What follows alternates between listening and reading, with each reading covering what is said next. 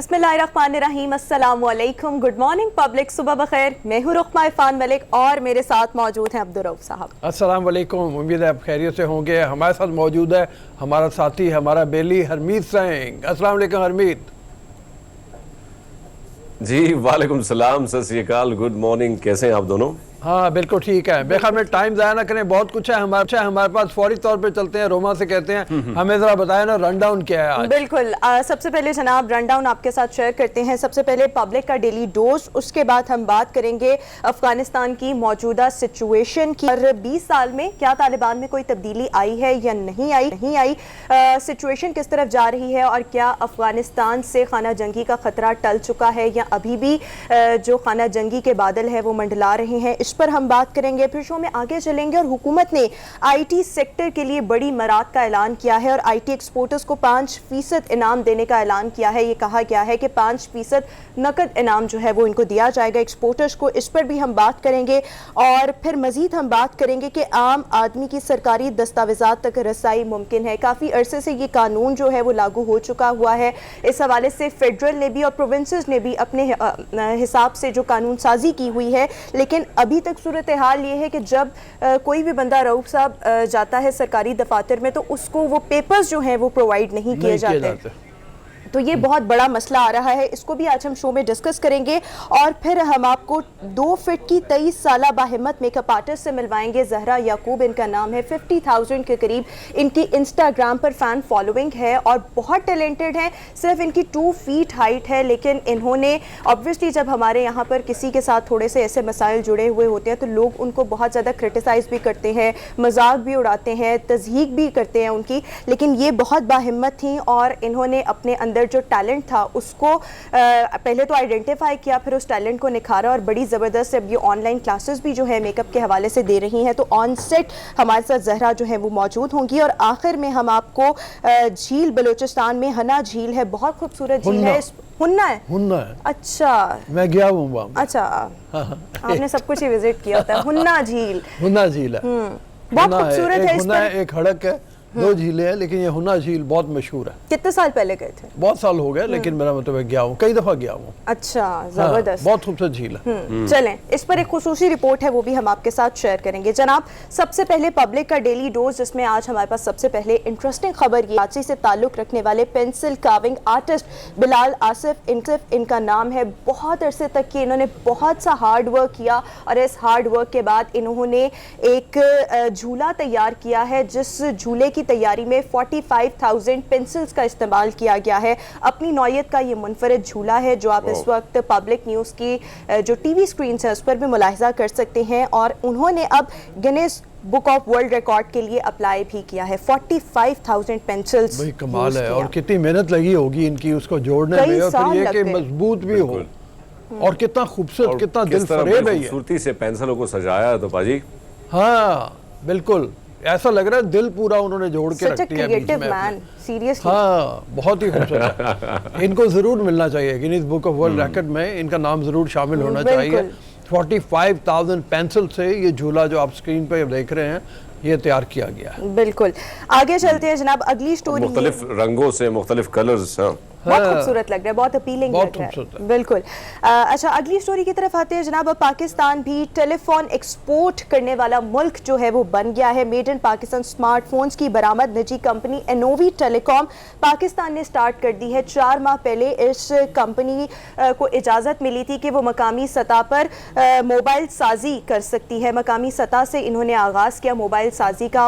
Internationally जो है ये टेलीफोन्स, मोबाइल फ़ोन्स बनाकर बेच रहे हैं। और इस पर सबसे अच्छी बात यह है कि टैग भी लगा हुआ है made in Pakistan. Initially 5,000 smartphones जो हैं वो बनाए गए हैं और यूनाइटेड अरब एमिरेट्स को एक्सपोर्ट किए गए हैं। इसके अलावा मुख्तलिफ ऐसी कंपनीज हैं जिनको पीटीए की जानिब से लाइसेंस जो है वो जारी किया गया है, जो कि मकामी सतह पर मोबाइल्स बनाएंगी और फिर इंटरनेशनली उनको एक्सपोर्ट किया जाएगा। तो ये बड़ी ज़बरदस्त बात है। पहले हम दूसरे ममालिक के मोबाइल फ़ोन्स जो हैं वो यूज़ करते थे, लेकिन पाकिस्तान में ये काम पहली दफ़ा हो रहा है और उसको अप्रिशिएट भी करना चाहिए। सुजुकी मोटर्स को भी कहा गया है सैमसंग को लोकली वो प्रोड्यूस करें और उसको भी बनाएं। तो ये बड़ा अच्छा ये आगाज़ है इंडस्ट्री का, और इस इंडस्ट्री से मुंसलिक लोग जो हैं उनको रोज़गार मिलेगा, बेपनाह मौके मिलेंगे, एक्सपोर्ट करेंगे। तो और हम देखते हैं कि आईटी की जो इंडस्ट्री है जिस तरह वो तेज़ी से फूल रही है, बढ़ रही है, बड़ी तेज़ी से जा रही है। और हम देख रहे हैं कि जो हुकूमत है, इससे पहले फवाद चौधरी साहब ने काफ़ी दिलचस्पी ली जब वो वज़ीर साइंस एंड टेक्नोलॉजी थे,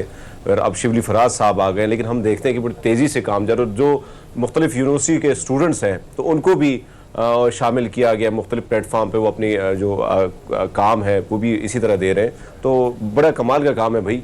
पाकिस्तान में अगर फ़ोन बनेंगे, और ज़्यादातर हम चाइना से मंगवाते हैं तो सस्ते फ़ोन आम आदमी की रसाई के लिए, तो ये अगर यहाँ से लोकल तो फ़ायदा तो पाकिस्तान को ही होना है बाजी। बिल्कुल, और पाकिस्तान का नाम इंटरनेशनली भी रोशन होगा। अगली स्टोरी की तरफ आते हैं। दुनिया के दीगर ममालिक की तरह ऑब्वियसली कोरोना वायरस की जो लहर है, चौथी लहर, वो पाकिस्तान में भी जारी है। इस हवाले से NCOC ने बहुत ज़्यादा ये देखने में आ रहा था कि वैक्सीनेशन के जो जाली सर्टिफिकेट्स थे उनका इजरा किया जा रहा था। तो अब NCOC ने एक ऐप मुतारिफ करवाई है जिसका नाम है पाक कोविड-19 वैक्सीनेशन ऐप। ये जो ऐप है, इससे होगा क्या कि जो जाली सर्टिफिकेशन है उसको रोका जा सकेगा, और जाली सर्टिफिकेशन के साथ साथ कोई भी शख्स इस ऐप को, पहली बात तो ये कि बासानी गूगल प्ले स्टोर से डाउनलोड कर सकता है। डाउनलोड करने के बाद यहाँ पर अपनी कुछ डिटेल्स जिसमें CNIC नंबर है वो प्रोवाइड करना है। वो करके यहाँ से अपना जो ओरिजिनल सर्टिफिकेट है वैक्सीनेशन का वो भी हासिल कर सकता है। और इस ऐप को डिजिटल वॉलेट पर्स का नाम भी दिया गया है।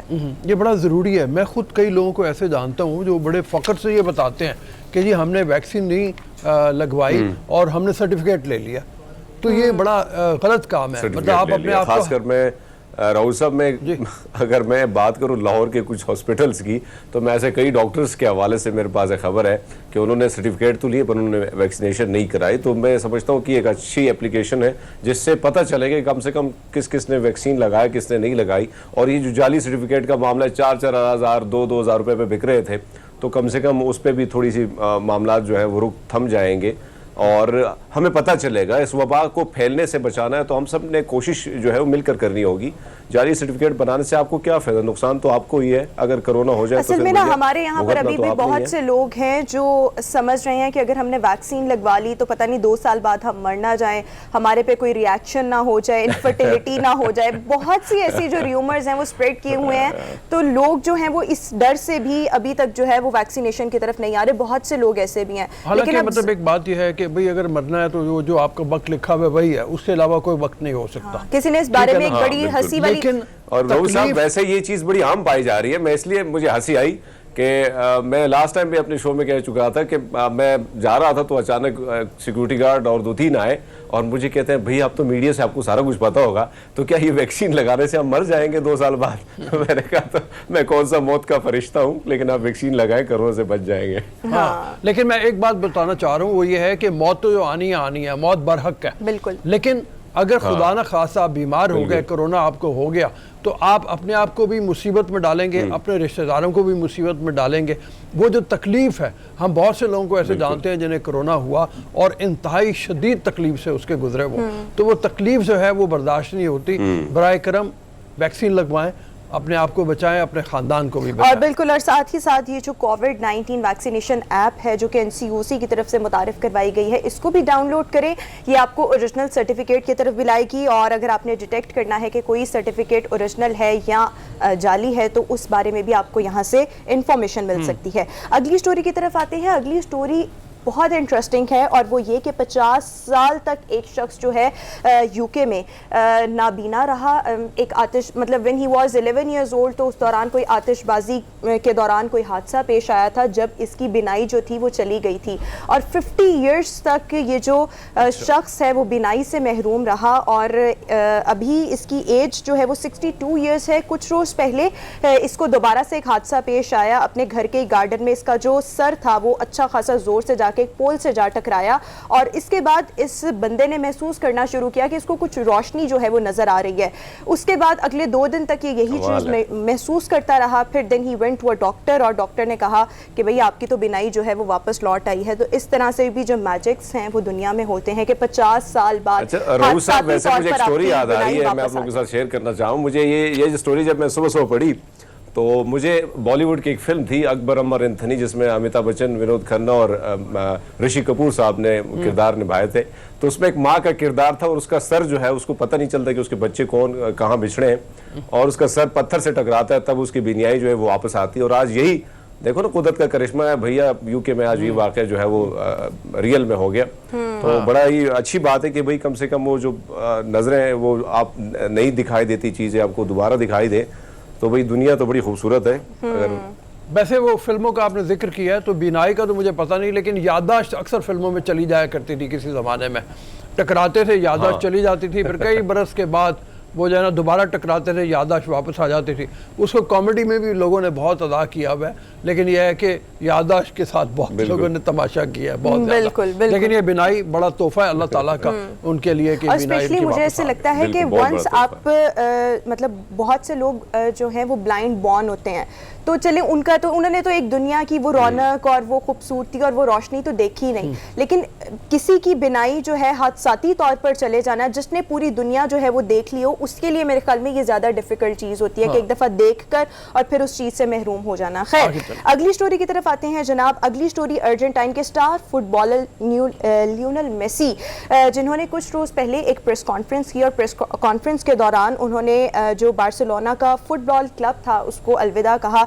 21 ईयर्स तक ये जो थे लियोनेल मेसी इस क्लब के साथ मुंसलिक रहे। तो जब ये प्रेस कॉन्फ्रेंस कर रहे थे और इसको गुड बाय कह रहे थे तो बहुत ज़्यादा जज्बाती हो गए और इनकी आंखों में आंसू आ गए। अब आंखों में आंसू आए तो वहाँ पर इनकी बीवी भी मौजूद थी। उन्होंने फटाफट से एक टिश्यू पेपर उठाया और लियोनेल मेसी को दिया, जिस पर मेसी ने अपने आंसू जो थे वो साफ करके टिश्यू पेपर जो था एक साइड पर थ्रो कर दिया। यहाँ हॉल में ही मौजूद एक शख्स ने टिश्यू पेपर उठाया और अपने पास महफूज कर लिया। अब इसने इंटरनेट पर ऑनलाइन वेबसाइट पर इसको फॉर सेल जो है वो लगा दिया है और इसकी जो कीमत है वो $1 मिलियन यानी कि 16 करोड़ पाकिस्तानी बनती है जो रखी है। और इसका दावा ये है कि मेसी का खालिस जीनियाती मवाद इस टिश्यू में मौजूद है, लिहाजा आप एक अच्छे फुटबॉलर बन सकते हैं अगर ये टिश्यू आपके पास हो। ये जो लॉजिक दी गई है अच्छे फुटबॉलर बने या ना बने, मेरा नहीं ख्याल ऐसा हो, इसका कोई इससे लिंक होगा। ऐसा हो तो नहीं सकता, मुमकिन नहीं है फुटबॉलर बनना। लेकिन यह है कि मेसी दुनिया का नंबर 1 प्लेयर है और पिछले कई बरस से इसका और क्रिस्टीना रोनाल्डो का आपस में कंपटीशन चलता रहा है। कभी एक बन जाता था नंबर 1 प्लेयर, कभी ये बन जाता था और दोनों ही बहुत ही शानदार। अर्जेंटीना से इनका ताल्लुक है मेसी का, लियोनेल मेसी का, और बहुत ही शानदार प्लेयर हैं। तो ज़ाहिर इनकी फ़ैन फॉलोइंग भी उतनी ही ज़्यादा है, दुनिया जहान में करोड़ों के हिसाब से इनके मद्दाह हैं। तो ज़ाहिर है एक एक चीज़ उनकी शर्ट्स, उनकी जैकेट्स, उनकी ट्राउज़र्स, उनके वो जूते, उनके मोज़े और फिर ये टिश्यू पेपर सब लोगों के लिए बड़े 16 करोड़ का एक टिश्यू पेपर, एक टिश्यू पेपर। लेकिन मैं आपको बताती हूँ आपको बिल्कुल भी फुटबॉलर बनने में मददगार साबित नहीं होगा। बिल्कुल। तो ये तो था जनाब पब्लिक का डेली डोज, जिसमें हमने मुख्तलिफ इंटरेस्टिंग किस्म की खबरें आपके साथ शेयर की। बिल्कुल अफगानिस्तान के सिचुएशन को भी थोड़ा सा डिस्कस कर लेते हैं। कल काबुल का जो एयरपोर्ट था उस पर बड़ी अजीबोगरीब माहौल जो था वो देखने में आया। लोग जो थे वो भाग रहे थे। यूनाइटेड स्टेट्स का ये प्लेन था जिसके आगे लोग भाग रहे थे और ये अजीबोगरीब मनाजिर थे। लोग चढ़ रहे थे, लोग उसके ऊपर किसी भी तरह इंजन के अंदर घुसे हुए हैं, गियर के अंदर घुसे हुए हैं और ये एक डेस्परेट अटेम्प्ट थी कि किसी भी तरह से कुछ हादसा भी पेश आया था कि जब एरोप्लेन हवा में था तो तब जब इसने उड़ान भरी तो 2-3 मेरे ख्याल में उसमें ऐसे थे कि जो गिर गए वहां से, और उसके बाद उनकी डेथ हो गई। बड़े लोग जख्मी भी हुए हैं। बड़े ऐसे हालात हैं वहाँ के कि इस वक्त अगर आप देखें जो तस्वीरें हम सोशल मीडिया पे देख रहे हैं, खासकर अफगानिस्तान की जो मीडिया है वहाँ पे हम देखते हैं चीज़ें, तो बड़े दिल दहलाने वाली चीज़ें। बच्चे हैं बेचारे भूखे प्यासे बैठे हुए सड़कों पर, कई जगहों पर ऐसी तस्वीरें वायरल भी हो रही है। लेकिन नहीं हो, अल्लाह करे कि वहाँ पे अमन आए और जो नए लोग आए हुए हैं, जो एक नया सेटअप है वो अफगानियों के फ्यूचर के लिए, उनके लिए अब अच्छा ही साबित हो, क्योंकि काफ़ी अरसे से बेचारे जंग के एक तवील अरसे से जंग में ही ज़िंदगी उनकी गुजरी है और गुजर रही है। ठीक है, बात करें। अच्छा, मैं ये देख रही थी कि वहाँ पर अफरा तफरी का बहुत ज़्यादा आलम है। हालांकि मैं ये भी देख रही थी कि तालिबान जो है they are being very kind, very nice, और इस तरह वो तब्दीलशुदा मतलब एक एजेंडे के आम माफी का उन्होंने ऐलान भी किया। तो फिर भी जो लोग हैं वो इतने डेस्परेट, इतने डरे हुए क्यों हैं? इस चीज़ की मुझे समझ नहीं आ रही। वो पास्ट को देखते हुए, जो लोग पास्ट है, और फिर एक 20 साल में कई जनरेशन ऐसी हैं जो जवान हो गई हैं, जिन्होंने बिल्कुल मॉडर्न अमेरिकन स्टाइल में अपनी जिंदगियां बसर की हैं, उनके लिए ज़ाहिर एक्सेप्टेबिलिटी मुश्किल हो जाती है जब उनको पता चलेगा तालिबान जो भी आएंगे, भारत कुछ सख्ती तो होगी, कुछ ना कुछ तो उनको मतलब रोमा, ज़ाहिर बात है ये जो लफ्ज़ है, हम मुझे याद है सवात में कि हमारे एरिया में मुख्तलिफ इलाकों में हम तालिब का नाम लेने से भी डरते थे। इस किस्म की सिचुएशन थी। और जब आपको पता है कि ऐसे लोग दोबारा, क्योंकि वो खौफ, वो गले कटना, वो सारी चीज़ें जो हमने देखी अपनी आंखों से, वो रात का वो सन्नाटा, वो सुबह का, वो सारी चीज़ हम देख चुके हैं। तो इसीलिए ये जो लोग हैं, नए लोग हैं या पुराने लोग हैं, तो वो खौफ तो है। हम देख रहे हैं कि तालिबान ने जो एक नई रविश रखी है, हमने देखा कि जो सरकारी टेलीविज़न है उस पर भी ख़वातीन उसी तरह न्यूज़ कास्टर और वो ख़बरें पढ़ रही हैं, और आम माफ़ी का ऐलान भी किया गया। तालिबान एक नई हिकमत अमली के साथ सामने है, लेकिन वो खौफ, वो माजी का, रऊफ साहब की बात दुरुस्त है कि वो तो आपके साथ जुड़ा हुआ है।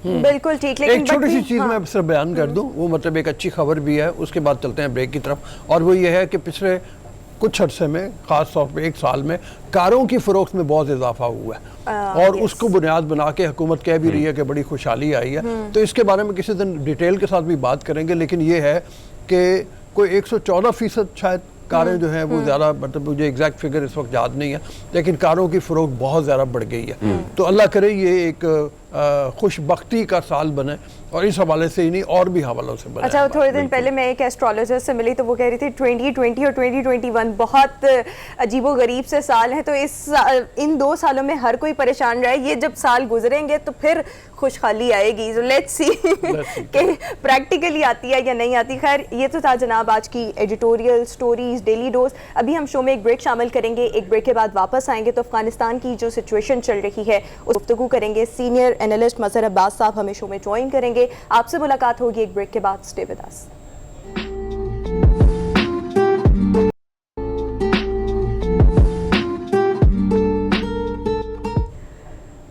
ब्रेक के बाद एक बार फिर से शो में आपको खुश आमदीद कहेंगे। आप देख रहे हैं गुड मॉर्निंग पब्लिक, और अभी हम बात करेंगे अफगानिस्तान की मौजूदा सिचुएशन पर, किस तरफ जा रही है। तालिबान जो हैं वो काबुल पर और पूरे अफगानिस्तान पर काबिज हो चुके हैं, और साथ ही साथ गुज़श्ता रोज़ तालिबान की जानिब से ये स्टेटमेंट सामने आई कि वो इंटरनेशनल कम्युनिटी के साथ मिलकर काम करने के ख्वाहिशमंद हैं। और साथ ही साथ अब ये सवाल पैदा होता है कि क्या अफगानिस्तान से जो खाना जंगी का ख़तरा था वो टल चुका है या अब भी मौजूद है। सिचुएशन पर गुफ्तगू करेंगे सीनियर तज्ज़ियाकार मजहर अब्बास साहब, इस वक्त शो में हमारे साथ मौजूद हैं। मजहर साहब, बहुत शुक्रिया आपके वक्त का। सर, फरमाइएगा, एक तो ये कि अफगानिस्तान से क्या खाना जंगी का ख़तरा टल चुका है या अब भी मौजूद है। दूसरा ये कि 20 ईयर्स बाद जब हम देख रहे हैं तालिबान वापस आए हैं तो उनके बिहेवियर में बहुत ज़्यादा तब्दीली जो है वो देखने में आ रही है। They are being very kind, और साथ ही साथ उन्होंने आम माफ़ी का भी ऐलान किया है। इंटरनेशनल कम्युनिटी के साथ मिलकर काम करने के भी बिल्कुल ख्वाहिशमंद हैं, उस बात का भी ख्वाहिश का इजहार किया। तो क्या कहेंगे सिचुएशन पर आप? जी, बहुत बहुत शुक्रिया। देखिए, अभी तो इसको जज करना पड़ेगा, अभी तो बहुत जल्दी है हमें, क्योंकि अभी उनकी कोई कैबिनेट की फॉर्मेशन नहीं हुई है, कोई जो है वजीर आज़म या सदर का ऐलान नहीं हुआ है। उसके बाद अभी तक उनकी बाज़ाब्ता कोई पॉलिसी का ऐलान नहीं हुआ है। तो जब बाज़ाब्ता पॉलिसी होगी, मेरा ख्याल है हमें कम से कम 3 से 6 महीने देखने पड़ेंगे कि तालिबान का कितनी तब्दील हुए हैं। अभी वो बिल्कुल, उनके बयानात बहुत मुस्बत हैं, उनका जो माजी के मुकाबले में इस वक्त कंडक्ट है वो बड़ा मुख्तलिफ है। लेकिन ये अभी बहुत प्रीमेच्योर है कि हम आज की सिचुएशन को जज कर ये हुकूमती, ये ज़रूर है कि उनको वो मज़ाहिमत का सामना नहीं करना पड़ा जो पिछली मरतबा सूरत हाल थी। उस तरह की खाना जंगी मुझे नहीं नज़र आती। मुझे नज़र ये आ रहा है कि जो उनके मुखालफीन गिरोह हैं वो खासे कमज़ोर नज़र आए। मुझे नॉर्दर्न अलायंस की तरफ से, रशीद दोस्तम की तरफ से, खुद अब्दुल्ला या जो है वो हामिद कारज़ई हों या दूसरे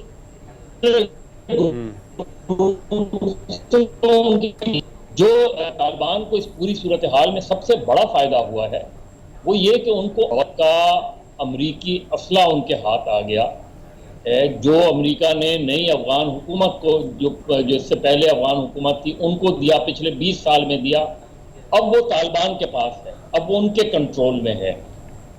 लेकिन उनको दुनिया में अपने आप को मनवाने के लिए अब एक नई सूरत हाल का सामना करना पड़ेगा। उन्होंने बहुत मुस्बत इशारे दिए हैं, उनको मुस्बत जवाबात भी मिले हैं, यानी चीन का रवैया, रूस का रवैया। लेकिन चीन और रूस भी ये देखेंगे कि अफगानिस्तान में किस तरीके से तालिबान की पॉलिसी जो है वो इन्फोर्स होती हैं। जो सबसे बड़ा चैलेंज होगा, जो माजी में उन्होंने गलती की, वो यही कि उनकी दूसरे ममालिक के खिलाफ इस्तेमाल ना हो। ये सबसे बड़ा उनके लिए चैलेंज होगा। उन्होंने अभी इन 20 सालों में बीच में ऐसा हुआ कि दाइश ने अपना कंट्रोल संभालने की कोशिश की, दाइश ने अपना, उन्होंने, तालिबान ने उनको काउंटर किया। तो तालिबान अपने अलावा अगर किसी और गिरोह को यहाँ परवान नहीं चढ़ने देंगे तो तालिबान जो बेस्ट को जो है मुस्बत इशारा देंगे। याद रखें कि 9/11 से पहले अमेरिका का अफगान तालिबान से कोई कॉन्फ्लिक्ट नहीं था। कॉन्फ्लिक्ट बना ही 9/11 के बाद और अलकायदा की वजह से, और वो मेरा ख्याल है कि तालिबान की उस हवाले से एक बड़ी गलती थी जिसका खमियाजा 20 साल को पूरे लाखों अफगानियों ने जो है फेस किया उसको। दूसरा ये कि ये देखना पड़ेगा कि क्या तालिबान की अच्छी गवर्नेंस या इस तरह की पॉलिसीज होंगी कि जो मनाजिर हमने पिछले 48-72 घंटे में देखे वो हमें देखने को ना मिले, बल्कि ये देखने को मिले कि लोग बड़ी तादाद में अफगानिस्तान वापस जा रहे हैं, लोग बड़ी तादाद में अपने घरों को वापस जा रहे हैं। पाकिस्तान में जो 30-35 लाख अफगानी हैं वो वापस जा रहे हैं। पनाह गज़ीन दुनिया में नहीं जा रहे बल्कि दुनिया से वापस आ रहे हैं। वैसा अफगानिस्तान जो अगर तालिबान बनाते हैं तो जाहिर है दुनिया भी इस चीज़ को रिकग्नाइज करेगी। लेकिन अगर उन्होंने अफगान गवर्नमेंट बनाने के बाद वही पॉलिसीज़ रखी, उसी तरह की उनकी सूरत हाल रही, क्योंकि ये याद रखें कि जब 9/11 हुआ था तो सोशल मीडिया इतना मजबूत नहीं था। आज ये सोशल मीडिया का अफगानिस्तान है। आज ये अफगानिस्तान है जहां सेकंड्स में आप तस्वीर भी दुनिया को जा रही हैं। तो बहुत इम्पोर्टेंट है ये फेज, क्योंकि अभी देखना है, अभी उन्होंने बाज़ाब्ता अपनी किसी पॉलिसी का ऐलान नहीं किया एज ए गवर्नमेंट, क्योंकि अभी एज ए गवर्नमेंट माफ कीजिएगा, उन्हें सबसे बड़ा चैलेंज ये है कि दुनिया उनको जल्द से जल्द तस्लीम करे। देखना ये कि कौन सा मुल्क, वज़ीर साहब, हम देखते हैं कि भारत की मीडिया जो है उसमें काफी तनाव पाया जा रहा है। कल से हम देख रहे हैं उनके एक दिफाई तजनिगार है कर्नल रणवीर सिंह, वो कहते हैं कि दो मोहल्ले के दो बदमाशों में लड़ाई थी और हिंदुस्तान छोटा बदमाशी करने की कोशिश कर रहा था, उन्होंने दे मारा और हिंदुस्तान को साइड पे कर दिया। उसको ये भी समझ रहे कि 27 फरवरी जिस तरह हमने एक सरप्राइज दिया था तो 15 अगस्त को ये सरप्राइज मिला है। ये हम देखते हैं भारत की मीडिया में ये चीज बड़ी ज्यादा चल रही है, आप कैसे देखते हैं इसको? देखिए, वो बिल्कुल वैसे ही है कि जो सबसे बड़ा बदमाश था उसको तो उन्होंने शिकस्त दे दी और उसके लिए अब मैदान में उतरना बहुत मुश्किल है। अब क्योंकि भारत की जो फ्रस्ट्रेशन है वो तो ये है कि उन्होंने भी अरबों यहाँ खर्च किए लेकिन उनके हाथ कुछ भी नहीं आया और आज उनको डिस्कस भी नहीं किया जा रहा अफगानिस्तान के कॉन्टेक्स्ट में। ना यूएन उसको डिस्कस कर रहा है, ना यूएस उसको डिस्कस कर रहा है, ना यूरोप उसको डिस्कस कर रहा है। तो भारत तो कहीं भी नहीं खड़ा इस सिचुएशन में, और यही भारत की सबसे बड़ी फ्रस्ट्रेशन है कि वो बिल्कुल जीरो हो गया है। वो ये समझ बैठा था, और यही शायद अशरफ गनी की भी सबसे बड़ी गलती थी कि वो बहुत ज्यादा भारत से करीब होते चले गए। हालांकि अशरफ गनी से ये एक्सपेक्ट नहीं किया जा रहा, सबने सही कहा कि उनसे ये एक्सपेक्ट नहीं किया जा रहा था कि वो इतनी निकल जाएंगे अफगानिस्तान से।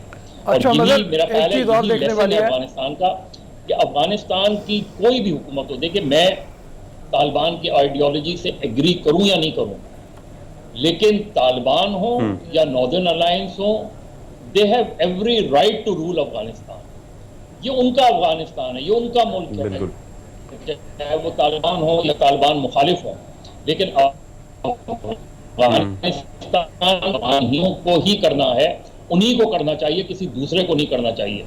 अब उनको ये सोचना है, तालिबान को ये सोचना है कि उन्होंने एक बड़ी फौजी ताकत को शिकस्त दे दी, वो अब काबुल पर मगर एक चीज और देखने वाली है, और वो ये है कि कल जो रिहा किए गए बहुत से लोग, उनमें तहरीक तालिबान पाकिस्तान के भी कुछ लोग रिहा किए गए, और उसमें उनके सैकड़ों के करीब जो सपोर्टर थे वो भी रिहा किए गए। तो ये पाकिस्तान के लिए भी एक लम्हा फिक्रिया है कि ये जो तहरीक तालिबान पाकिस्तान के सपोर्टर और कमांडर रिहा किए जाएंगे, इनके साथ उनका रवैया क्या होगा, या वो पाकिस्तान में आके कहीं कोई फिर उसी तरह की हरकतें ना करें जैसे पहले थी, और तालिबान उनको किस हद तक कंट्रोल कर पाएंगे।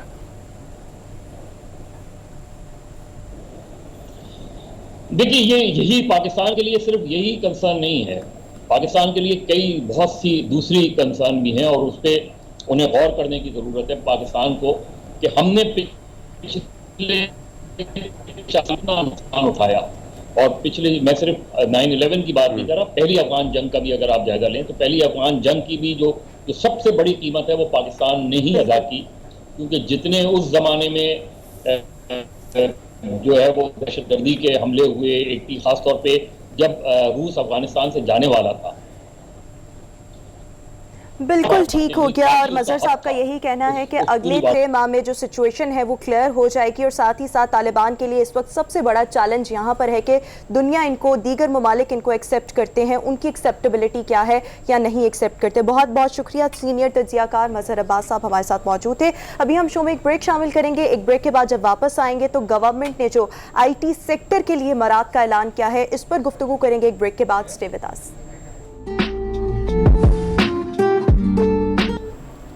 ब्रेक के बाद एक बार फिर से शो में आपको खुशामदीद कहेंगे। नाज़रीन, हुकूमत ने मईशत की मजमूई तरक्की के लिए IT सेक्टर और साथ ही साथ टेलीकॉम सेक्टर के लिए बड़ी मराद का ऐलान किया है। ये मराद किस किस्म की होंगी इस पर बात करेंगे। साथ ही साथ जो IT एक्सपोर्टर्स हैं उनको 5% मराद देने का भी ऐलान किया गया है, और गवर्नमेंट ने इस बात की यकीन दहानी कराई है कि इस सेक्टर को जिस भी किस्म की मदद की ज़रूरत होगी, हुकूमत वो मदद जो है, वो मुआवनत जो है वो फराहम करेगी। मौजू पर गुफ्तगू करने के लिए हमें शो में ज्वाइन कर रहे हैं prime minister task force for IT के चेयरमैन सैयद अहमद साहब। अहमद साहब, बहुत शुक्रिया आपके वक्त का। सर, ये फरमाइएगा, ये जो इकॉनमी को बूस्ट करने के लिए मुख्तलिफ इकदाम जो हैं वो किए जा रहे हैं, IT सेक्टर के लिए 5% मराद का ऐलान किया गया है। सबसे पहले तो ये जानना चाहेंगे ये मराद हैं क्या, किस किस्म की मराद हैं जो IT सेक्टर को दी जाएंगी? जी thank you very much for inviting me. This is the first time कि पाकिस्तान में IT सेक्टर को इतना फोकस मिला है। सो प्राइम मिनिस्टर की जो पॉलिसी थी इसमें वो ये थी कि हमने IT सेक्टर के ज़रिए 10 लाख नौकरियां जनरेट करनी है, और एक्सपोर्ट के अंदर स्पेशली हमने 10 अरब डॉलर तक लेके जानी है। उसके अंदर डिफरेंट थ्रेड्स पे काम हो रहा था। एक बहुत बड़ा हिस्टोरिक पहले स्पेशल टेक्नोलॉजी जोन्स का ऐलान हुआ था, और अब एक आई वुड से पिछले 25 साल में इस लेवल पे कभी IT को पैकेज नहीं मिला जो अभी अनाउंस हुआ है, जिसके अंदर डिफरेंट मराहत हैं। 5% कैश रिवॉर्ड उसका हिस्सा, यानी कि जो एक्सपोर्टर्स एक्सपोर्ट करते हैं 5% उसका कैश रिवॉर्ड IT सेक्टर को मिलेगा। कैश रिवॉर्ड ये वाला इंसेंटिव बाकी इंडस्ट्रीज में 30 सालों से चल रहा है, टेक्सटाइल सेक्टर में औरों में पहली दफ़ा IT सेक्टर को रिकग्नाइज किया गया इसके अंदर, और कैश रिवॉर्ड मिला। इसके अलावा इंटरनेशनल कंपनियां होती हैं, इनके इंटरनेशनल ऑफिसेज होते हैं, उनको यहाँ से पैसे ले जाने में, वहाँ पे करने में सारी मुश्किल होती। सो स्टेट बैंक की तरफ से अगर कोई फॉरेन ओनरशिप है तो उन्होंने अगर प्रॉफिट अपने लेने हैं, या यहाँ से रिपैट्रिएशन है, इंटरनेशनल पेमेंट्स हैं, उसमें इन्होंने नरमी की है और उसको रिकग्नाइज कर रहे हैं। इसके अलावा डिस्प्यूट रेजोल्यूशन, हमारा बहुत बड़ा मसला ईज़ ऑफ डूइंग बिजनेस का है, और होता यह है कि हमारी क्योंकि सेक्टर को समझते नहीं है, तो वो FBR और डिफरेंट इदारों की तरफ से हरासमेंट होती थी बहुत ज़्यादा। उसको इन्होंने अब एक डिस्प्यूट रेजोल्यूशन कमेटी बनाई है, जिसमें कोई भी मसाइल होंगे तो वो कमेटी उसमें हाई पावर्ड कमेटी रिजॉल्व करेगी। और 3 अरब रुपए का ब्रांड पाकिस्तान का इन्होंने per year 3 Arab they will spend on Pakistan software export board, जिसके थ्रू पाकिस्तान का इंटरनेशनल इमेज अच्छा करेंगे, और इंटरनेशनली ये बताएंगे कि पाकिस्तान में IT sector is as strong as any other country. ठीक है, बिल्कुल सही है। ये फरमाइए कि इस इंसेंटिव पे कितने फीसद लोग, 10 लाख तो आप कह रहे हैं नौकरियां जनरेट करनी है हमने, लेकिन हमारी जो एक्सपोर्ट अगर देखी जाए तो एज़ कम्पेयर टू इंडिया अभी बहुत ही थोड़ी है। तो आप टारगेट क्या कर रहे हैं कि कितने % हमने एक्सपोर्ट को बढ़ाना है, आईटी सेक्टर की कहाँ लेके जाना है? देखिए, ऑलरेडी आईटी इंडस्ट्री में सबसे ज़्यादा ग्रोथ रिकॉर्ड हुई है लास्ट ईयर 45% की, जी। 1.2 से 2.1 पे गए हैं, और and that is without any incentive.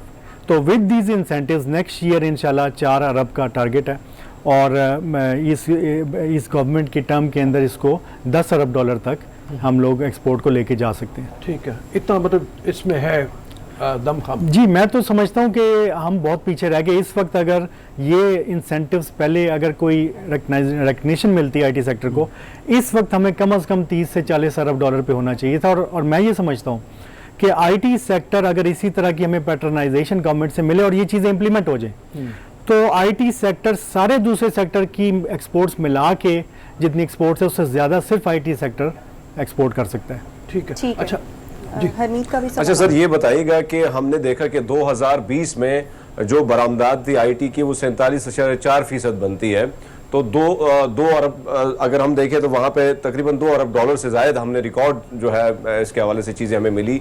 लेकिन अगर आज हम हुकूमत की, जिस तरह आपने 4,000 डॉलर की बात की, 4 अरब डॉलर की बात की, तो इस तरह हुकूमत का भी एक आज़म है कि वो 5 अरब डॉलर तक लेके जाना चाह रहे हैं इस इंडस्ट्री को। तो आप लोगों का जो, क्योंकि अब टाइम शॉर्ट है, इस हुकूमत का जो टारगेट है वो बड़ा है, तो क्या अचीव हो जाएगा? कैसे देखते हैं आप आईटी की इंडस्ट्री के फ्यूचर में सर? जी, मैं समझता हूँ इस वक्त जो इंसेंटिव अनाउंस हो चुके हैं, स्पेशल टेक्नोलॉजी जोन की जैसे अथॉरिटी बन चुकी है, उसके एक्ट बन चुका है, और ये भी अनाउंस हो चुका है, मगर ये इम्प्लीमेंटेशन इज़ समथिंग जिस पे जनरली लोगों का क्वेश्चन होता है। हमें ये बताया गया कि 1 महीने के अंदर अंदर कैश रिवॉर्ड शुरू हो जाएगा, उसकी मनी एलोकेशन हो चुकी है। वी बिलीव, और इसका मकसद ये था कैश रिवॉर्ड का कि हम ये नेट में लेके आए कंपनियों को। पाकिस्तान में 10,000 से ज़्यादा आईटी कंपनियां, मगर सिर्फ 2,000 रजिस्टर्ड है। यहाँ पे रजिस्टर्ड बहुत थोड़ी हैं, बहुत थोड़ी, और वो क्योंकि वर्चुअल इंडस्ट्री है, आप इनको अदरवाइज नेट में लाने का कोई तरीका नहीं है। हमने गवर्नमेंट को ये बताया कि ये इंसेंटिव्स आप अनाउंस करेंगे तो लोग नेट में आएंगे, रिपोर्ट करेंगे। आई बिलीव कि अगर ये इम्प्लीमेंटेशन हो जाए तो ये हमारी जो प्राइम मिनिस्टर टास्क फोर्स की और पाशा है एसोसिएशन है, इनकी जो एक स्ट्रेटजी है वो इसकी इम्प्लीमेंटेशन के through we can definitely easily achieve 10 billion. मगर इस वक्त मैं कहूँगा is only job half done. ये चीज़ें अनाउंस हो गई हैं, मगर इनको इम्प्लीमेंट करना भी उतना ही मुश्किल टास्क है जितना इसको अनाउंस करना। ब्रेक के बाद वापस आएंगे, हमारी इम्प्लीमेंट कब से होंगी इस पर भी बात करेंगे, इम्प्लीमेंटेशन कैसे होगी। एक ब्रेक के बाद सैयद अहमद शाह साहब हमारे साथ शो में ही मौजूद रहेंगे, आपसे मुलाकात होगी। Stay with us.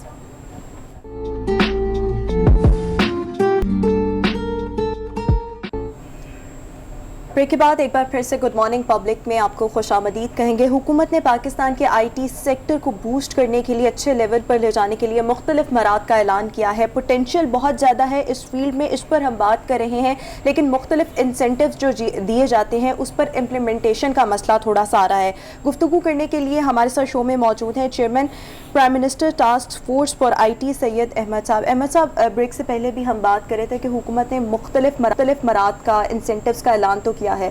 अब फ़ायदा तब होगा जब इम्प्लीमेंटेशन होगी। अब इस तमाम प्रोसेस की इम्प्लीमेंटेशन कैसे होगी, कितना वक्त लगेगा इसको इम्प्लीमेंट होने में? जी, डेफिनेटली आपने बड़ा जो पॉइंट रेज़ किया, ये सबसे बड़ा रिस्क है इस चीज़ के।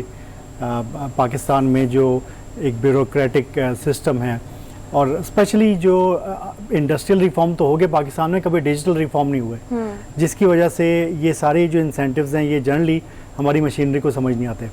इसके ऊपर मेरे ख्याल में आज तक पहली दफ़ा हुआ है कि प्राइम मिनिस्टर लेवल पे डायरेक्टली उन्होंने नोटिस लिया इसका, और उन्होंने आईटी का बार बार जिक्र करते हैं कि एक्सपोर्ट्स और जॉब्स के पॉइंट ऑफ व्यू से। और फाइनेंस मिनिस्टर ने पहली दफ़ा हुआ है कि वो आईटी करके उन्होंने जितना उसका पोटेंशियल को समझा है। स्पेशल टेक्नोलॉजी जोन पे हम लोग 2 साल हमने मेहनत की प्राइम मिनिस्टर टास्क फोर्स ने, मगर जैसे ही वो पीएम ने नोटिस लिया और उसको उन्होंने काम शुरू किया, 3 महीने के अंदर उसकी अथॉरिटी बन गई, उसकी ज़मीनें एलोकेट हो गई, और इस स्पीड में काम हमने नहीं देखा आज तक। So because prime minister is now fully focused on the ये जो आईटी सेक्टर, और फाइनेंस मिनिस्टर सपोर्टिव है, और हमारे जो आईटी मिनिस्टर हैं उन्होंने जितना ज़बरदस्त रोल प्ले किया अक्रॉस मिनिस्ट्रीज, मैं समझता हूँ ये जो लीडरशिप है, एज लॉन्ग ये लोग क्योंकि फोकस्ड हैं, आई बिलीव कि अगले 3 से 4 महीने में इसकी इम्प्लीमेंटेशन फुल फोर्स में हो रही होगी and we will start to see the results. ठीक है। तो मगर उसमें इंडस्ट्री का काफ़ी रोल है, ऑफ कोर्स मीडिया की ये जो अवेयरनेस है उसका बहुत ज़्यादा रोल है कि वो प्रेशर रहे गवर्नमेंट के ऊपर। अच्छा सर, ये बताइएगा कि हम अगर बांग्लादेश को देखें, भारत को देखें, भारत तो एक बहुत बड़ी इंडस्ट्री बन चुकी है, लेकिन क्या वजूहात है कि हम बाहर की जो कंपनी है उनको हम यहाँ तक राग़िब नहीं कर पाए? वजूहात क्या है कि कहाँ पे कमजोरियाँ पाई जा रही हैं सर? जी, सबसे बड़ा जो मैंने बात की कि क्योंकि डिजिटल रिफॉर्म्स नहीं हुए, हम लोग आईटी कंपनियों को ऐसे समझते हैं जैसे वो फैक्ट्रीज हैं। मसला ये है, जो एक दफ़ा फैक्ट्री किसी ने आईपीपी लगा ली, किसी ने फैक्ट्री लगा ली, वो पूरी फैक्ट्री उठा के कहीं लेके नहीं जा सकता। मगर हम वर्चुअल इंडस्ट्री हैं, आप किसी को तंग करेंगे वो अगले दिन दुबई में ऑफिस खोलेगा, अगले दिन किसी और मुल्क में ऑफिस खोलेगा। तो होता मुश्किल ये होती, जो अभी हमारी कंपनीज इधर आई हुई हैं, बड़े बड़ी ब्रांड्स, उनके साथ भी जो माजी में जो मुश्किलात आई उन्हें, हमारे ऑफिसर्स ने उन्हें जिस तरह से ट्रीट किया, तो इंटरनेशनली वो लोग फिर पाकिस्तान को रिस्क में डाल देते हैं, रेगुलेटरी और पॉलिसी रिस्क में डाल देते हैं। जितनी अब्रप्ट पॉलिसी डिसीजंस चेंजेस होती हैं, इंटरनेशनल जो इन्वेस्टर है वो देखता है कि आईटी पे कितना फोकस है और कितनी कंसिस्टेंटली वो अप्लाई हो रहा है। ये नहीं कि हर 2 साल बाद कोई नई रिजीम आ जाए। तो हमें अब ये चीज़ रियलाइज़ करनी पड़ेगी कि हमें इस तरह का ईज़ ऑफ डूइंग बिजनेस देना है, जिसकी वजह से हमने स्पेशल टेक्नोलॉजी जोन का जो डिज़ाइन किया, हमने कहा कि पूरे पाकिस्तान में तो आप कंट्रोल नहीं कर सकते ये जो मुश्किलात हैं, कम से कम टेक्नोलॉजी जोन्स के अंदर आप एक पॉलिसी कंसिस्टेंसी दे सकते हैं। और ये जो अगर हम पिछली गवर्नमेंट में भी आईटी के हवाले से थोड़ी सी इस डायरेक्शन में हमें सपोर्ट मिली, वो कंटिन्यू हो रही है। तो आई बिलीव कि पाकिस्तान में जो, और सबसे बड़ा मसला ये था कि वॉर ऑन टेरर और जो वो मसले मसाइल पहले बहुत ज़्यादा थे, अब वो पाकिस्तान में सॉल्व हो चुके हैं।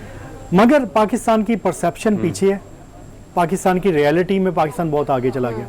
उस परसेप्शन ने कैचअप करना है, उसके लिए ये जो हमने एक्सपोर्ट मार्केटिंग 3 अरब रुपए अभी पीएससीबी को मिले, आगे और मिलेंगे, उसके ज़रिए इंटरनेशनली एक बड़ी ब्रांड कैंपेन पाकिस्तान की होगी। तो ये इंशाल्लाह आई एम वेरी श्योर कि this is the right time for the big companies to come in. India में एक कंपनी ने 1 लाख एम्प्लॉयज़ हायर किए हैं, ये काम पाकिस्तान में भी हो सकता है। ये सारी कंपनियां हैं पाकिस्तान में, they want to do business, मगर वो चाहते हैं कि हमें हरासा ना किया जाए, हमें एक एनेबलिंग एनवायरनमेंट मिले। और थ्रू दीज जो इंसेंटिव्स हैं, एसटीजी हैं, आईटी मिनिस्ट्री का फोकस है, फाइनेंस और पीएम का फोकस है, आई बिलीव अगले 2 सालों में we will see big companies coming in, of course subject to all the implementation. अच्छा, ये फरमाइए कि बाहर की कंपनियों को जो इंसेंटिव देना है, उसमें एक और इंसेंटिव जब ब्रेक में मैं आपसे बात कर रहा था, वो ये है कि टैलेंट की है। तो एक तो वालिदैन को जो हमारा प्रोग्राम देख रहे हो या बच्चे देख रहे हो, उनको ये बहुत बताने की ज़रूरत है कि ये एक सेक्टर ऐसा है जहाँ पे नौकरी मिलनी है आपको, यहाँ से आपने कमाना है।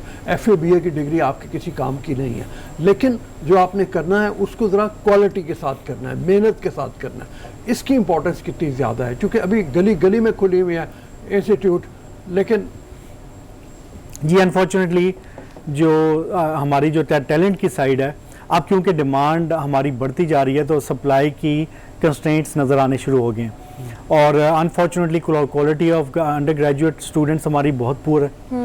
हमें अगर 10 अरब डॉलर पे जाना है तो we need to produce at least 100,000 graduates, जिसमें से 50,000 graduates should be of export quality, international market की क्वालिटी के। तो अनफॉर्चुनेटली टोटल हमारी ग्रेजुएट प्रोडक्शन 25,000 है, क्वालिटी के लोग 5,000 हैं। तो एक तो हमें अंडर ग्रेजुएट क्वालिटी को इम्प्रूव करना है, उसके लिए हमें अगर हम एक स्कॉलरशिप प्रोग्राम ऐसे बच्चों को जिनके एप्टीट्यूड तो बहुत अच्छा है आईटी की फील्ड का, मगर उनके पेरेंट्स अफोर्ड नहीं करते, तो हम लोग 10-20 हज़ार स्टूडेंट्स को स्कॉलरशिप दें आईटी के अंदर गवर्नमेंट लेवल पे। और ये प्रपोजल भी हैं, इंशाल्लाह गवर्नमेंट की तरफ से हमें उम्मीद है कि वो भी अप्रूव होगा, क्योंकि इस तरह का एक सक्सेसफुल प्रोग्राम पहले चल चुका है। 5,000 लोगों को मिली थी ये, सिंध के बच्चे, बलूचिस्तान के बच्चे, and they became the best students fast में, लम्स नस्ट में इन्होंने टॉप किया। तो एक तो हमें अंडर ग्रेजुएट क्वालिटी को इम्प्रूव करना है, मगर वी रियलाइज के इतनी बड़ी तादाद जिस में तरह आपने फरमाया कि वज़ीर-ए-आज़म इमरान खान साहब और दीगर जो हमारे आईटी के मिनिस्टर हैं, दीगर जो लोग हैं, आप सारे एक टीम है, आप लोग बड़ी इस पर बड़ी दिलचस्पी ली जा रही है और हम देख रहे हैं कि बड़ी तेज़ी से ये आईटी की इंडस्ट्री उठ रही है। तो क्या लगता है फ्यूचर में अगर ये इंडस्ट्री इसी तरह तेज़ी से चलती गई तो कितने मौके हैं नौजवानों को रोज़गार के हवाले से, और इस वक्त कितनी तादाद है नौजवानों की जो बरसरी रोज़गार है इस वक्त? देखिए, इस वक्त कम से कम भी 4-5 लाख लोग पाकिस्तान में इस फील्ड के अंदर हैं। इस फील्ड की खासियत यह है कि अगर आप इंडिया में फॉर एग्जांपल देखें, 40 लाख से ज़्यादा ख़ानदान गुर्बत से मिडिल क्लास में आगे बाहर निकल आए बिकॉज ऑफ आईटी।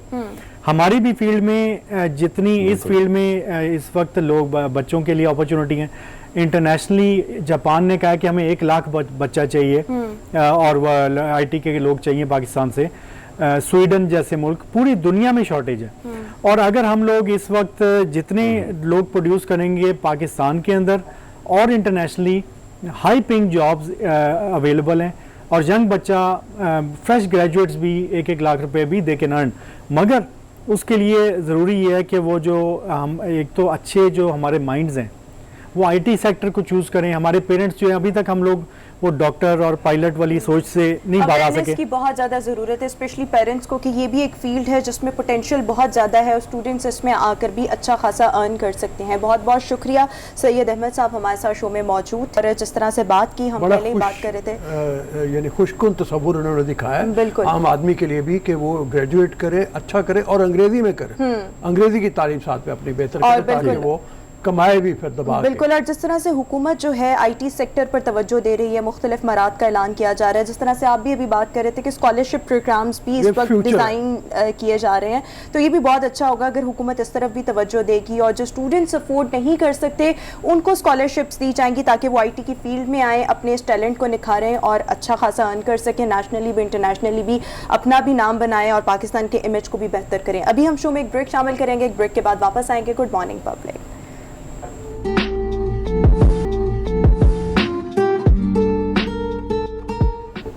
ब्रेक के बाद एक बार फिर से शो में आपको खुशामदीद कहेंगे। नाज़रीन, आईन पाकिस्तान का आर्टिकल 19A है जो हर शहरी को ये हक देता है कि वो किसी भी सरकारी महकमे से इंफॉर्मेशन हासिल कर सकता है, डॉक्यूमेंट्स हासिल कर सकता है।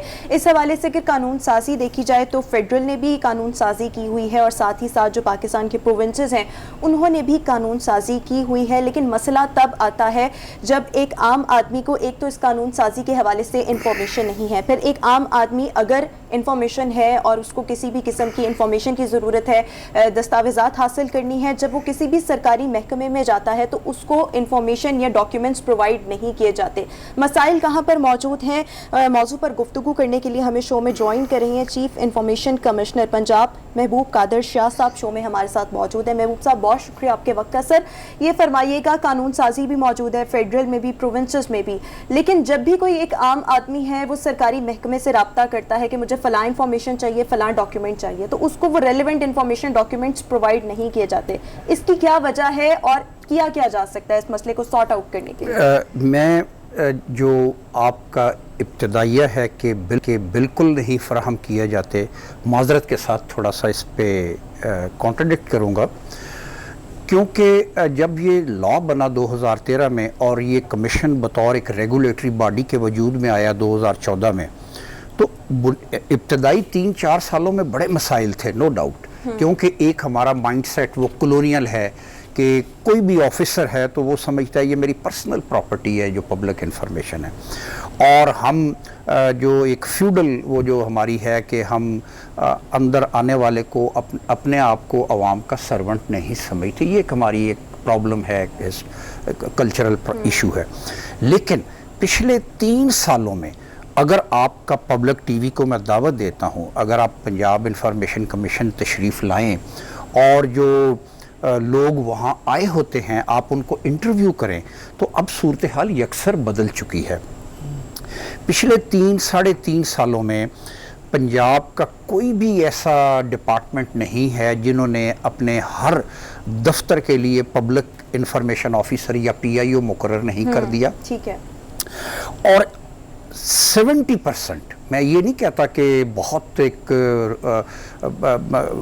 अच्छी सूरत हाल है, लेकिन ये भी बहुत बड़ी अचीवमेंट है कि 70 to 75% एट डोर स्टेप वो मुतलका दफ्तर इंफॉर्मेशन मुहैया कर देता है। 20 या 25% केसेस में जहाँ रुकावट होती है, फिर लोग हमारे पास, क्योंकि हम एक एपेलेट अथॉरिटी हैं, शिकायत करते हैं, फिर हम उस मुतलका PIO को और उस दफ्तरी सरबराह को भी नोटिस जारी करते हैं। हमारे पास 30 डेज़ हैं और अल्हम्दुलिल्लाह पिछले 3.25 साल में मैंने अपने हाथों से 7,000 जो लोग जिन्होंने हमें एक्सेस किया, और अगर 7,000 लोगों को हमने जिन्होंने एक्सेस किया और हमने उनको 30 या 35 या हद 40 दिनों में इंफॉर्मेशन लेके दी, तो इट मीन्स डायरेक्टली लेने वाले लाखों से ज़्यादा थे। तो इश्यूज फिर भी कहाँ हैं? टाइम चूँकि थोड़ा, अगर आप मुझे इजाज़त दें, मैं एक ही दफ़ा थोड़ी सी बात बयान कर दूँ। इशू ये है सर आप तो हमारे बड़े भी हैं, हम आपसे रहनुमाई भी लेते रहे हैं कि जो हमारा जो ये एक्ट है, the Punjab transparency and right to information act 2013, इसकी जो स्पिरिट है कि ये सारा लॉ रियल टाइम में इंफॉर्मेशन देने की बात करता है। हर चीज़ ऑनलाइन है कि तमाम गवर्नमेंट डिपार्टमेंट्स का अपना वेबसाइट हो और लोग जो है ऑनलाइन इंफॉर्मेशन मांगें और उनको 14 वर्किंग डेज़ के अंदर अंदर ऑनलाइन रिस्पॉन्ड हो जाए, और अगर वो ना हो तो कमीशन को भी ऑनलाइन वो कंप्लेंट करें। लेकिन ये ऐसा क्यों नहीं हो रहा कि डिपार्टमेंट्स ने अभी तक अपनी वेबसाइट या बनाई नहीं, या बनाई है तो वो उनको एफिशिएंटली हैंडल नहीं कर पा रहे। ये अब इशू है कमिटमेंट का। ये एक गवर्नमेंट के लेवल पे गो पंजाब इंफॉर्मेशन कमीशन, जो जिसको मैं हेड कर रहा हूँ, एक इंडिपेंडेंट बॉडी है, बिल्कुल उस तरह जिस तरह इलेक्शन कमीशन ऑफ पाकिस्तान। हमें भी कोई डिक्टेट नहीं कर सकता। हमारे पंजाब इंफॉर्मेशन कमीशन ने चीफ मिनिस्टर से, इसी मौजूदा चीफ मिनिस्टर साहब ने बड़ी खुश दिली से अपने हेलीकॉप्टर्स के पूरे 1 साल के खर्चे हमें दिए। इस वक्त भी कुछ हमारी जो हमारे पेंडिंग हैं मैटर्स जिसमें वो कोऑपरेट कर रहे हैं, उन्हें एहसास है इस बात का गवर्नमेंट ऑफ पंजाब को। लेकिन जो मिडिल टीयर ब्यूरोक्रेसी है वो अभी मैंने जैसे अर्ज किया, एक माइंडसेट का इशू है। वो माइंडसेट जो है वो ओवरनाइट चेंज नहीं होता। तो फिर थोड़ा सा इस लॉ का मिसयूज़ भी है कि आप तामीरी अंदाज में दरख्वास्त दें जहाँ इंस्टीट्यूशनल रिफॉर्म मकसद हो, कि आप कोई ऐसी डिस्क्रिमिनेशन या डिस्पैरिटी या इनएफिशिएंसी हाईलाइट करें, फिर स्टोरी बेशक बिल्ड करें, आप हाई कोर्ट में रिट में जाएं। ये ना हो कि सिर्फ मकसद हो कि किसी पब्लिक फंक्शनरी को हैरेस करना है या एम्बेरस करना है।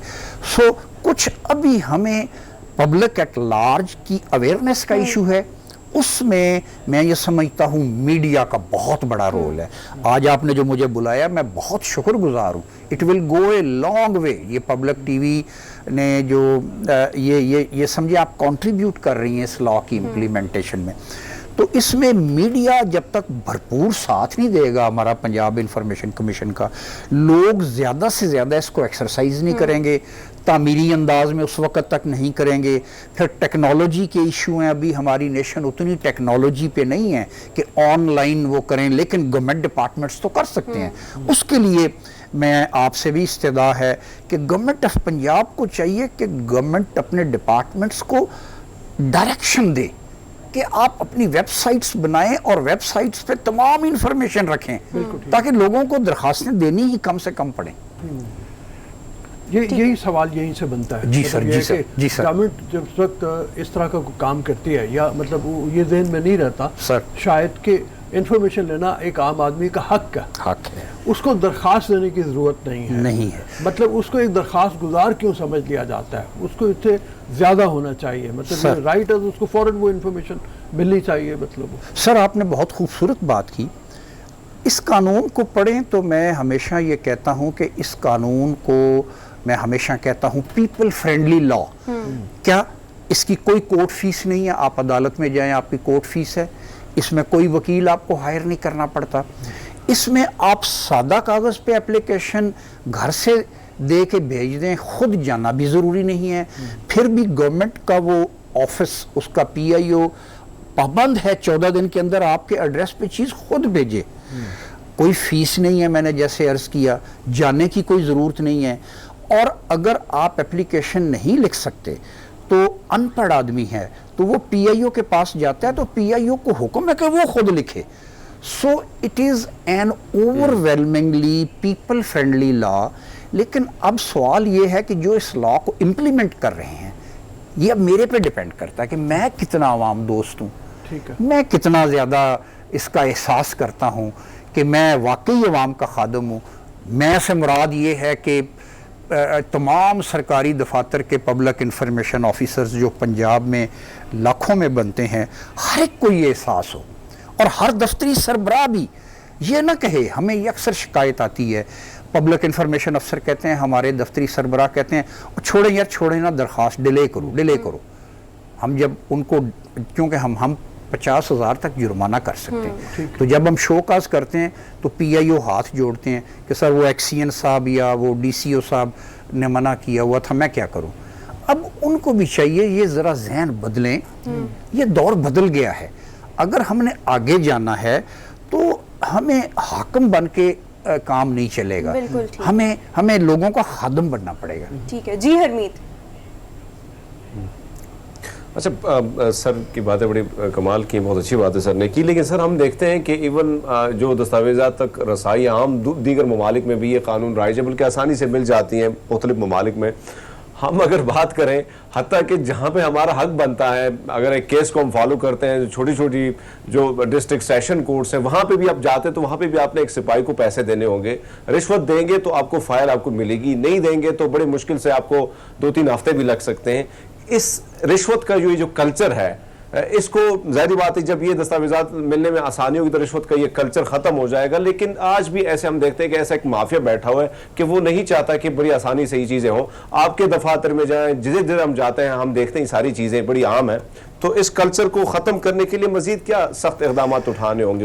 जहाँ तक हमारे पंजाब इंफॉर्मेशन कमीशन का तल्लक है, मैं आपको दावत दूंगा, आप एक दिन तशरीफ़ लाएँ तो हमारे दफ्तर के बारे में तो आपके ख्यालात यकसर बदल जाएंगे। मैं इससे ज़्यादा लंबी बात नहीं करता।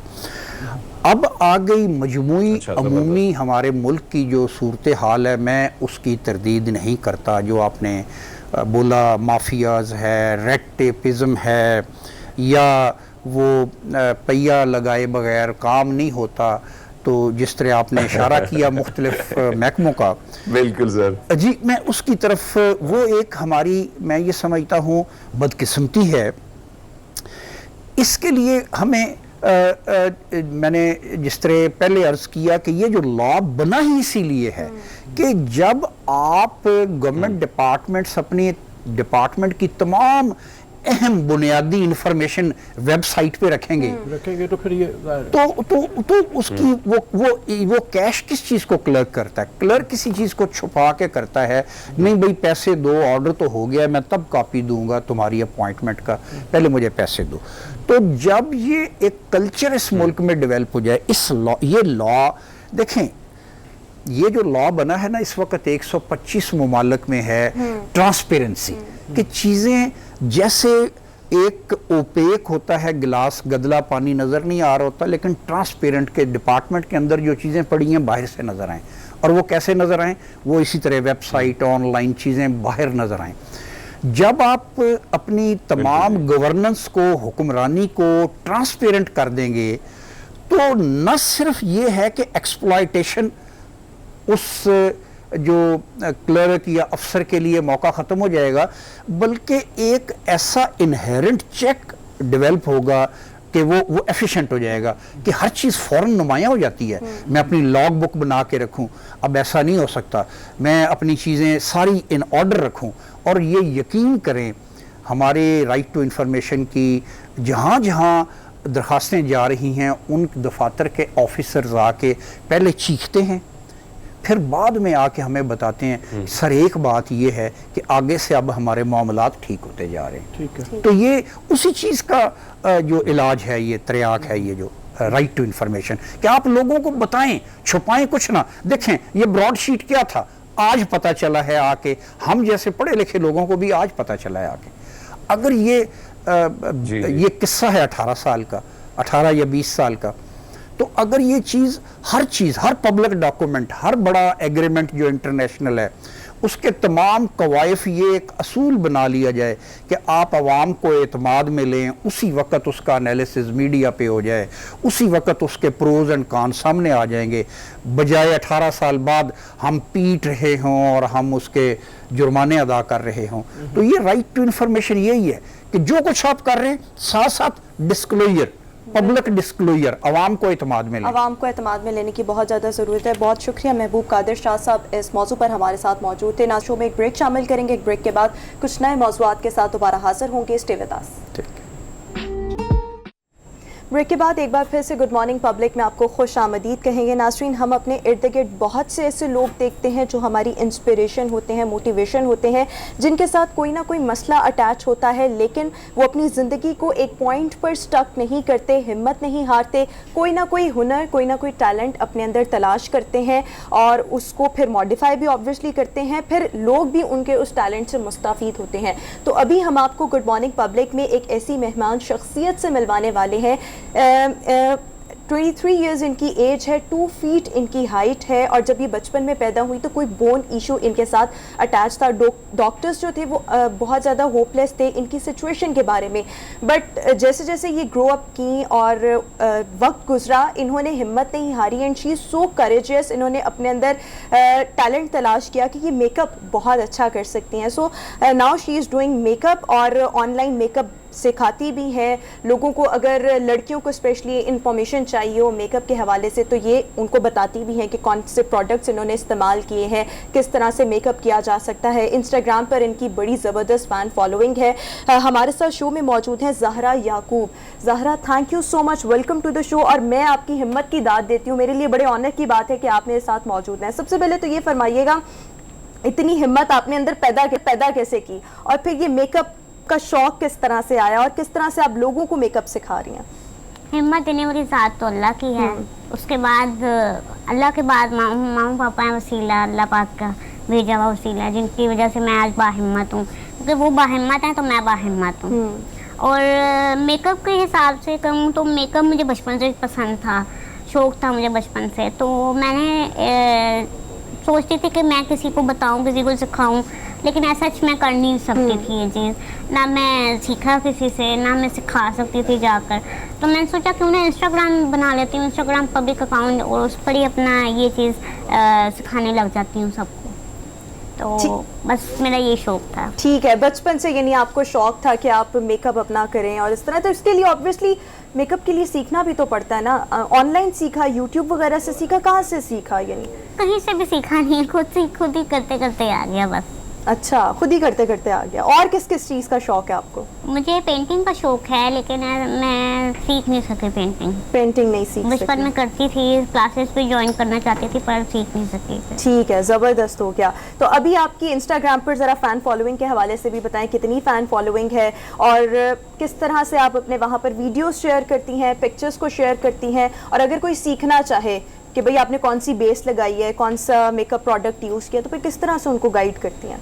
मेरे इंस्टाग्राम पे 45 के हैं फॉलोअर्स। ज़बरदस्त। कितने अरसे में हुए 45,000? मैं तकरीबन 2020 में आई थी, 1 नवंबर को ज्वाइन किया था मैंने। उसके बाद मैंने व्हीलचेयर के साथ अपनी पिक्स लगाने लग गई थी, तो इस तरह मैं ट्रेंडिंग में जाने लग गई थी मैं, और लोग पसंद करने लग गए थे, तो मेरे फॉलोअर गेन होते गए। ज़बरदस्त हो गया जी। हरमीत, अच्छा ज़रा मैं पूछना चाह रहा हूँ, वैसे जिस तरह आपने बात की कि मेकअप का आपको शौक था और आपने सीख लिया, वैसे लड़कियों के ये शौक भी होता है कि भैया खाना बना लो अच्छा सा, तो खाना बनाने का शौक है? कभी बनाया अच्छा सा टेस्टी खाना? खाना सिर्फ खाने का शौक है, बनाने का नहीं। अच्छा। खाने में क्या पसंद है? खाने का शौक है, खाना बनाने का नहीं है। बिल्कुल कमाल है भाई। मेरी तरह किया, मुझे भी खाने का शौक है। ये रोमा जैसे शौक आपने पाला है, रोमा भी यही सोचती रहती है। एग्जैक्टली। अच्छा, तो मेकअप का जब से आप बता रही हो, कोई ऐसा था जिसको देख के मतलब आपने खुद ही सीखना शुरू किया और खुद ही करते करते आप कहती हैं आ गया? कोई ऐसा था जिसको आपने कहा कि ये मेकअप बहुत अच्छा करता है, मैंने इसकी तरह से करना है? या नहीं, मतलब इंस्पिरेशन मुझे मेकअप आर्टिस्ट तो कोई भी नहीं है सच लगा। हाँ, इंस्पिरेशन के लिहाज से अगर मैं कहूँ तो मुनीबा मंसारी मेरी आइडियल हैं। अपने लिहाज से वो मेरी आइडियल हैं, क्योंकि वो भी के लिहाज व्हील से चेयर कोई मेरा बाउंड ideal है और नहीं, उनकी हाँ। भी एक स्ट्रगल है, स्टोरी है, और उनकी भी ऑब्वियसली ऐसे मुनीबा की बहुत भी से बात लोग करें तो उन्होंने हैं। हिम्मत नहीं हारी। बिल्कुल। अच्छा, तो आपकी इंस्पिरेशन मुनीबा थी, कब से आप मुनीबा को फॉलो कर रही हैं? जब से मैं इंस्टा ज्वाइन किया था, मैं इंस्टा पे पहले प्राइवेट अकाउंट होता था, तो मुझे लोगों को बताना पड़ता था कि मैं चल नहीं सकती, क्योंकि मैं उस वक्त अपनी व्हीलचेयर के साथ तस्वीर नहीं लगाती थी। तो जब मैं तो बताती थी, लोग अफसोस भी करते थे, कुछ कहते थे अपनी तस्वीर दिखाएं, हमें क्या पता आप सच बोल रही हैं झूठ बोल रही हैं, तो मैं खामोश हो जाती थी। फिर मैंने एक दिन सोचा कि क्यों ना मैं एक पब्लिक अकाउंट बनाऊँ और मैं अपने आप को दुनिया के सामने लाऊं। छुपाने का क्या ज़रूरत है मुझे, जैसी मैं हूँ अल्लाह ने मुझे बनाया, किसी इंसान ने तो बनाया नहीं मुझे। इंसान की बनाई हुई चीज़ को तो हम बुरा भला कह सकते हैं, अल्लाह की बनाई हुई चीज़ को तो नहीं कह सकते हैं। और जो कहते हैं वो खुद ही अल्लाह पाक से जवाब ले लेंगे। सही है। तो दोस्त वगैरह हैं आपके? बहुत अच्छा, बहुत सही है। 45,000 तो इंस्टाग्राम वो पे तो फॉलोअर्स है ना। Followers वो हैं। है, लेकिन मेरा मतलब वो भी दोस्त ही है ना। अच्छा, अपने लेजर टाइम में जब आपको फ्री टाइम मिलता है तो मेकअप ही करती हैं या और भी कोई दोस्तों के साथ बातें शातें करना, खाना पीना पे क्या क्या पसंद है? मेरा होता है फ्री टाइम है।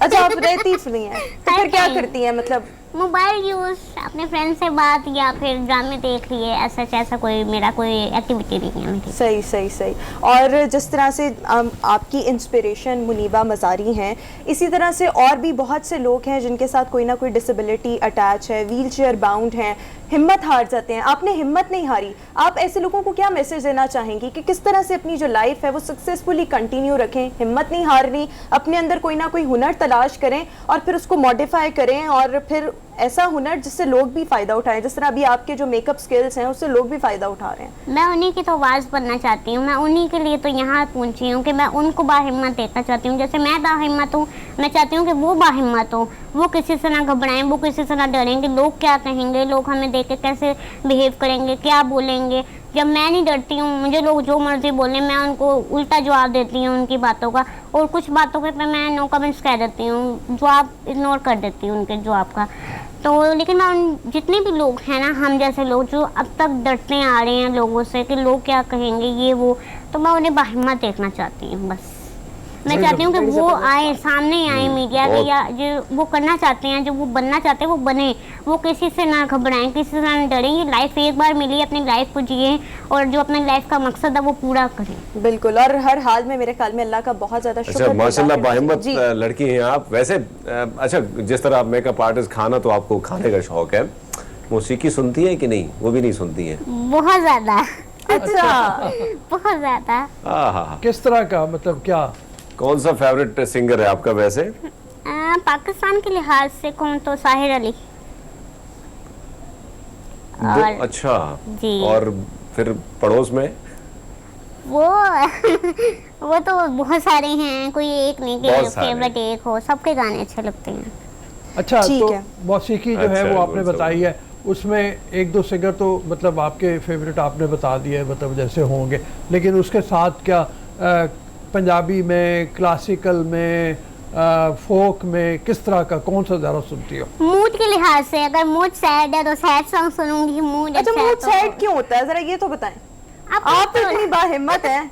अपने ऊपर हो जाता है, अपने कारनामों की वजह से अच्छा, हो जाता है। कारनामे क्या हैं आपके? कभी कभी आईडी बैन करवा लेती हूँ अपनी। अच्छा, आईडी क्यों बैन होती है? कुछ पंगे रेडी होते तो आईडी बैन हो जाती है, जितने दिनों के लिए हो जाती है। फिर सोचती हूँ यार पोस्टिंग कैसे करूंगी, मेरी आईडी बैन। आप ऐसा करें, इसके लिए मैं आपको टेक्निक बताती हूँ ना, दो अकाउंट्स बना लें, एक बैन और दूसरे को यूज करते हैं। ऐसा नहीं होता ना, मेरा ऑफिशियल अकाउंट एक ही है। अच्छा। प्राइवेट अकाउंट भी है, लेकिन वो मैं प्राइवेट रखना चाहती हूँ। लेकिन हम बताना चाहते हैं कि आपका जो इंस्टाग्राम हैंडल है वो ज़हरा यकूब के नाम से नहीं, ही है। ज़ारा खान 1997। ठीक है, तो अगर कोई ज़हरा को फॉलो करना चाहता है, इनसे मेकअप स्किल्स सीखना चाहता है, तो इनके इंस्टाग्राम को भी लाजमी फॉलो करें। अच्छा, मेकअप स्किल्स आपके पास हैं, ऑब्वियसली आपने डिफरेंट प्रोडक्ट्स के बारे में भी जाना होगा, पढ़ा होगा, आपके अच्छे मेकअप प्रोडक्ट्स का भी पता होना चाहिए। तो मेकअप प्रोडक्ट्स खरीदने के लिए आप खुद बाजार में जाती हैं? क्योंकि लड़कियां, जिस तरह मुझे मेकअप करने का भी शौक है, करवाने का भी शौक है, तो फिर मुझे मेकअप खरीदने का भी शौक है, तो आपको भी इस तरह से शौक है, खुद जाती हैं मेकअप प्रोडक्ट्स खरीदने? इस बात पे तो मैं यही कहूँगी कि मुझे लोकल ब्रांड पसंद है, मुझे ब्रांडेड चीज़ें नहीं पसंद है, क्योंकि मेरा मानना है इंसान ब्रांडेड होना चाहिए, ना कि चीज़ें ब्रांडेड यूज़ करे इंसान। ठीक हो गया। अच्छा, घूमने फिरने का शौक है ज़हरा को? बहुत। अच्छा, कहाँ कहाँ अभी मतलब पाकिस्तान ट्रेवल किया या अभी लाहौर में मैं कौन कौन सी इस्लामाबाद गई हुई हूँ, मुल्तान 3 से 4 दफा गई हुई जगह? हूँ। सबसे खूबसूरत जगह पाकिस्तान की कौन सी है? लाहौर। लाहौर, वाकई लाहौर लाहौर है। उनका दिलाने क्योंकि लाहौर। लाहौरी आप हमारी तरह की है ना, जो कहते हैं जिन्हें लाहौर नहीं देखा उन्हें कुछ नहीं देखा। हाँ बिल्कुल। अच्छा, एक हुन्ना झील है रऊफ साहब, बलूचिस्तान में एक हुन्ना झील है, कोयटा के पास है, वादी उरक वादी के, मैं पहले जैसे कह रहा था हुना उरक, हाँ तो वो उस वादी के साथ है, उसकी रिपोर्ट दिखानी है। उसकी रिपोर्ट मेरे ख्याल में ज़ारा को भी ज़ारा दिखाए देखो, ना। अभी ये बात कर रहे थे ना घूमने फिरने की, तो आपको हुन्ना झील के बारे में बलूचिस्तान से आपको वो दिखाते हैं, वो कैसी है, हो चल। सकता है आपका जाने को दी चाहे वहाँ पे। तो रिपोर्ट देखते हैं। तो ये तो थी जनाब खूबसूरत बलूचिस्तान की हुन्ना झील, और बड़ा ज़बरदस्त ये टूरिस्ट पॉइंट है। पानी बहुत ब्लू कलर का है, यानी शार्प ब्लू कलर, जो कि नॉर्मली हमें देखने को मिलता नहीं है। बाकी तो डिटेल्स आप क्योंकि विजिट की हुई है तो आप बेहतर अंदाज में बता सकते हैं। और हरमीत, आपने देखा के साथ जो बलोची म्यूजिक लगाया हुआ है इस पैकेज में, वो कितना शानदार है। मुझे भी सब उसकी ब्यूटी तो अच्छी लगी, लेकिन म्यूजिक बहुत अच्छा और लगा। वैसे हाँ, मौसीकी का तड़का देकर बड़ा कमाल का पैकेज बनाया है, लेकिन जगह बड़ी खूबसूरत है। वैसे मैं तो नहीं गया हूँ, रऊफ साहब गए, रऊफ साहब जैसे जिक्र कर रहे थे, बलूचिस्तान में ऐसी कई ऐसी खूबसूरत जगह हैं, लेकिन प्रॉब्लम यही थी कि उसी को उसी तरह ना मीडिया पे हम लोगों ने हाईलाइट किया, ना अब तो सोशल मीडिया आ गया, दीगर जो विजिटर है वो जाते हैं, तो काफी सारी चीजें सामने आ रही है, और बड़ा खूबसूरत इलाका है ये बलूचिस्तान। बिल्कुल, बहुत खूबसूरत इलाका है। ज़हरा, आपको पसंद आया है बलूचिस्तान की हुन्ना झील? बहुत। चलें, ज़बरदस्त हो गया। खैर, इसी के साथ ही नाज़रीन हम आज का शो अपना वाइंड अप करेंगे। Thank you so much Zahra, आपने हमें शो में ज्वाइन किया, और अल्लाह ताला आपको बहुत ज़्यादा हिम्मत दे, बहुत ज़्यादा ताकत दे, और आप इसी तरह बाहिम्मत और दूसरे लोगों के लिए आप जो हैं वो इंस्पिरेशन बने, मशल-ए-राह बने, मोटिवेशन बने। Thank you so much Zara once again. और नाज़रीन, इसी के साथ ही हमारा आज का शो अपने इख्तिताम को पहुँचा। अपना बहुत सा ख्याल रखिएगा, हमें दीजिए इजाज़त। अल्लाह हाफ़िज़।